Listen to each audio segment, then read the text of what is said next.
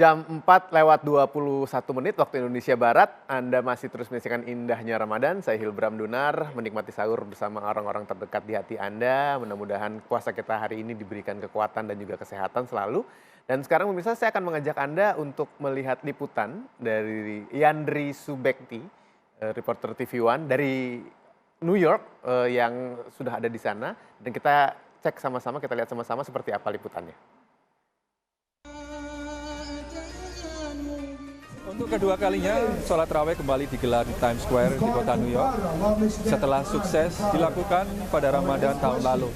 Dan meskipun sejak tadi pagi kota ini diguyur hujan, namun tidak mengurangi antusias umat Islam di kota ini dan sekitarnya untuk menghadiri acara ini.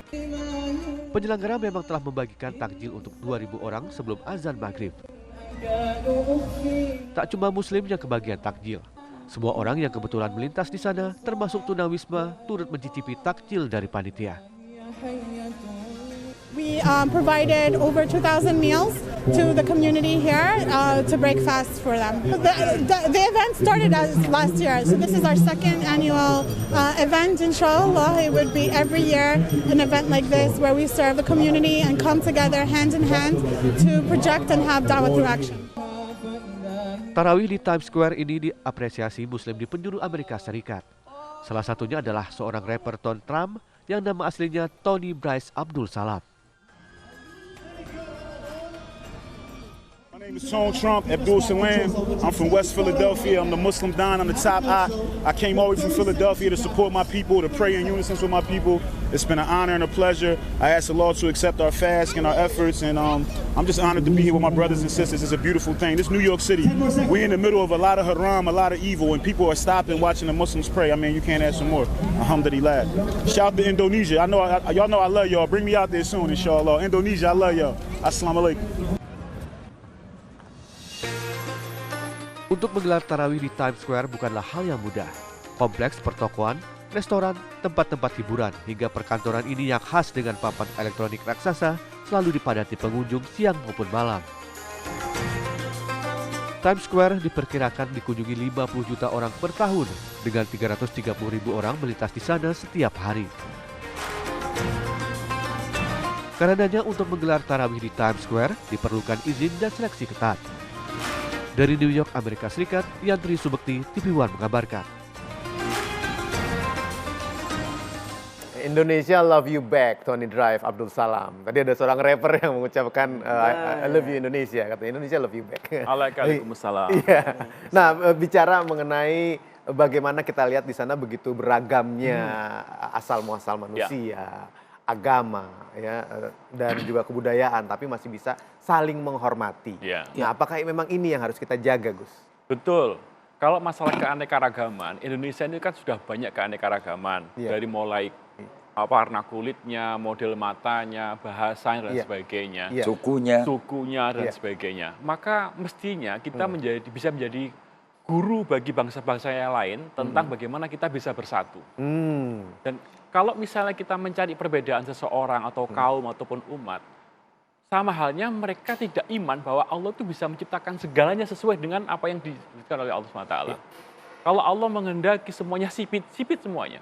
Kalau Allah misalnya menghendaki laki-laki semuanya beristri empat semuanya bisa. Ya, ini tergantung dari apa namanya. Artinya setiap kita diciptakan itu sudah biasa berbeda dan harus menghargai perbedaan itu. Harus respect dengan yang lain. Nah, kembali kalau misalnya Amerika bisa menghargai Islam yang minoritas, maka kita pun menjadi umat yang berdewasa juga harus menghargai minoritas yang ada di Indonesia. Mayoritas menghargai minoritas. Kiai.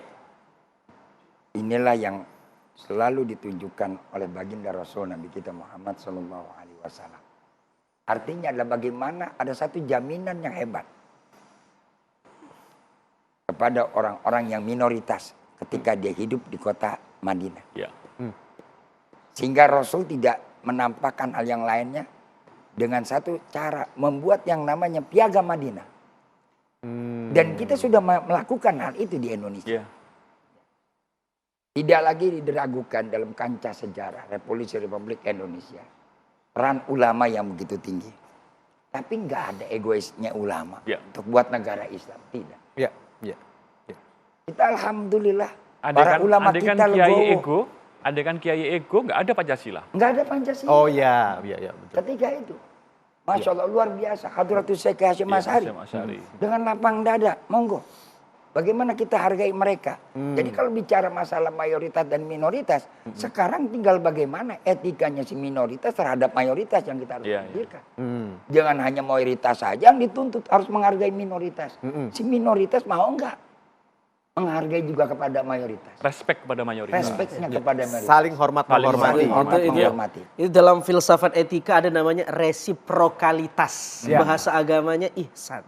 Resiprokalitas itu begini, saya mengandaikan orang lain adalah saya. Dan orang lain mengandaikan saya adalah dirinya. Jadi bukan hanya si minoritas yang beretika kepada mayoritas, mayoritas atau sebaliknya mayoritas yang beretika kepada mayoritas. Tapi sifatnya saling. Saling menghargai. Sama nggak ininya, beratnya, equal nggak? Saya kira sesama anak bangsa kita punya hak yang sama. Kita tinggal di negara yang sama. Saya kira punya hak yang sama, punya kewajiban yang sama untuk mengisi hal-hal yang positif dalam kehidupan berbangsa dan bernegara. Dan faktanya memang demikian. Kan tidak ada yang dilebihkan dan dikurangkan. Semua bisa mengekspresikan keberagamaannya masing-masing. Saudara-saudara kita dan umat Islam juga demikian. Nah, catatan saya buat kita yang beribadah di negeri yang minoritas, kita sebagai minoritas maksud saya, kita beribadah di negeri mereka seperti di Amerika tadi, tidak cukup soleh, tapi harus ma'ruf. Soleh itu baik menurut ukuran agama, tapi ma'ruf baik menurut tidak hanya agama, tapi menurut ukuran setempat. Baik, terima kasih. Kebaikan lokal. Saya kira ini penting. Ustaz, terima kasih. Waktu kita sudah habis. Gus juga terima kasih. Kiai, terima kasih juga. Dan saya ucapkan lebih banyak lagi terima kasih kepada Anda pemirsa dimanapun Anda berada yang sudah menyaksikan indahnya Ramadan. Insya Allah besok kita kembali bertemu dengan topik yang berbeda lagi. Jadi pastikan Anda menyaksikan TV One.